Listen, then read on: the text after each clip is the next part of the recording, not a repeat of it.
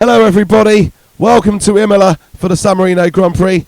Look at the tree Grand Prix and look at that tree trunk actually blowing in the wind there. That's a good little bit of example of some old game graphics right there, isn't it? So there we go then, Nelsonpiquet, he is on pole today. So he had qualifying session last time where he was nowhere and suddenly he's on pole. Alainprost, McLaren, their best performance of the season on the front row.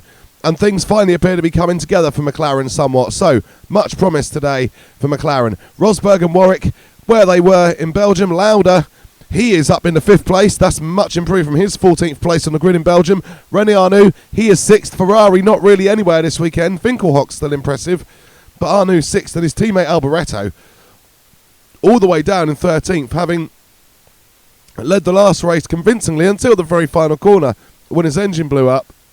But Alboreto is far back today, and if round 2 in, where was round 2? Kyalami. If that's anything to go by, Alboreto may well not figure in this race. But the fact that Arnoux has qualified higher does promise some potential for Alboreto, maybe, because the Ferrari is not completely off the pace this weekend. Alboreto's got something out of it. Well, they want something. Ferrari. It is their home Grand Prix, or one of their 2 home Grand Prix, of course, here at Imola. Not that far from Marino, and Ferrari will want to get something. Lotus, they're another team who have fallen back quite considerably. De Angelis, I think he's only 11th, and Mansell all the way down in 18th place. So, difficult race ahead for Lotus potentially. Now, the track surface is wet, but it is supposed to dry up as we go through. I think a lot of the cars have gone straight for slicks, but you see there's a clear dividing line between the left and right side of the grid. I wonder if one side is going to be quite clearly drier than the other, and that might give a massive advantage to the cars on that side of the grid at the start. Well, we should find out.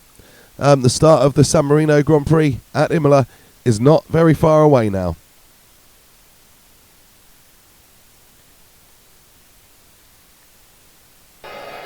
So Piquet sitting on pole, looking down towards turn 1 of the Tamburello, and Prost alongside him. He will hope for something today.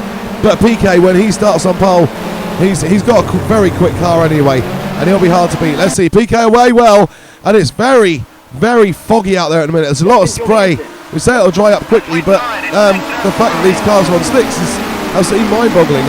But Piquet there, he is still leading away nicely. Prost in 2nd place, Rosberg ahead of Warwick, and then Lauda, and then Arnoux. So as they qualified, but there is a lot of already a lot of eagerness to take a look and to try to make moves, and you can see from the likes of both Prost and Rosberg, they already want to try to make moves, although Rosberg at the moment he's looking quite keen, isn't he? I think he's aware there's only maybe certain windows in which that Williams may work, but Prost gets a hell of a run off that corner, and he's having a look now at Nelsonpiquet, and Prost is through to the lead. Well, this race could go a lot better for McLaren in the first 3 then. Prost in the lead and already pulling away, and Piquet's attention instantly turns to Kekerosberg behind him as Prost leads into the chicane, and Piquet's really trying to hold off Rosberg, and then there's Lauda, and then Arnoux behind him, and that's the McLaren of Prost there. What on earth's happened there? Oh wow, he must have made a mistake and spun off, must have hit a wet patch. Prost has his best race all season so far, and then goes and throws it away. Well, one thing's for certain, Prost won't be finishing in his customary 6th place today. Piquet is let off the hook. He is back into the lead. Kekerosberg ends up in the 2nd now. Derekwarwick in the 3rd. Lauda and Arnoux, they are all very close formation. And then you've got Winkelhock, and I think that's Alboreto behind him. And the Ferrari has done a superb job, gone all the way up from 13th to 7th. Alboreto clearly eager to make up for his misfortune in Belgium. Basically, Alboreto won the first race and hasn't finished the next 2. Really could do with something here. It's still pretty sprayy down there, but things are picking up a little bit. And oh, there's Alboreto gone into the back of Winkelhock, and he's been hit from behind by Fabi as well. So Michelealboreto, all the work he's done, but yet he's still only going to have 9 points from the opening race, and that's all he's going to get, because Michelealboreto is very much out of this Grand Prix, and there is a lot of disappointment for the Tifosi there. They're going to hope that Renearnoux can do a job against Lauda, but there goes through Rosberg on Piquet. Matt Williams has some good pace, and Kekerosberg, now he will hope that he won't do what Alain Prost did, and that he will keep that Williams on the road, because this is a win there to be had, and Rosberg would love to win this race for sure.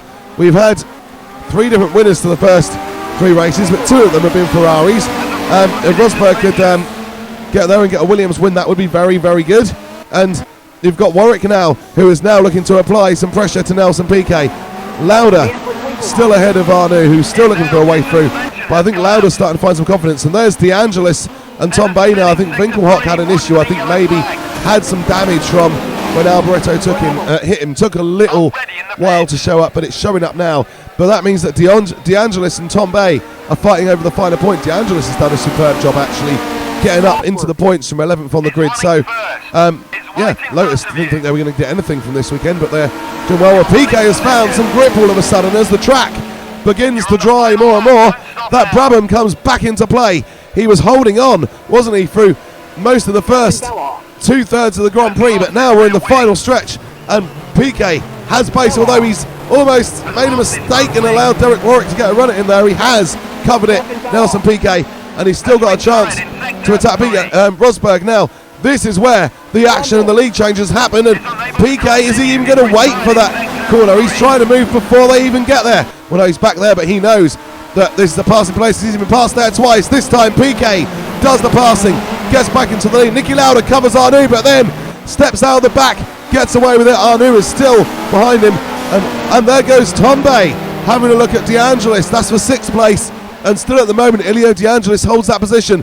Rosberg now, I think he might have just used his tyres up, because he has gone from leading the Grand Prix quite confidently to now being under all sorts of pressure from Derekwarwick in 3rd place. And Lauda, I think, now fancies his chances at maybe just sneaking onto that podium. Well, Warwick, he'll have a look at Rosberg. I think that might be the final chance to have a look. Piquet is off. Piquet is off, and he has finally taken off into the lead. And all race long he's been defending, but come the final part of the race, that is a Tyrrell that's already retired there. That's not anymore. But here comes Piquet now. What a great finish to the race, and a fantastic victory for Nelson Piquet. He wins the San Marino Grand Prix and goes 8 points clear in the World Championship, ahead of who is now Kekerosberg in 2nd place. Fantastic weekend for Piquet and Brabham. Disappointment again for McLaren.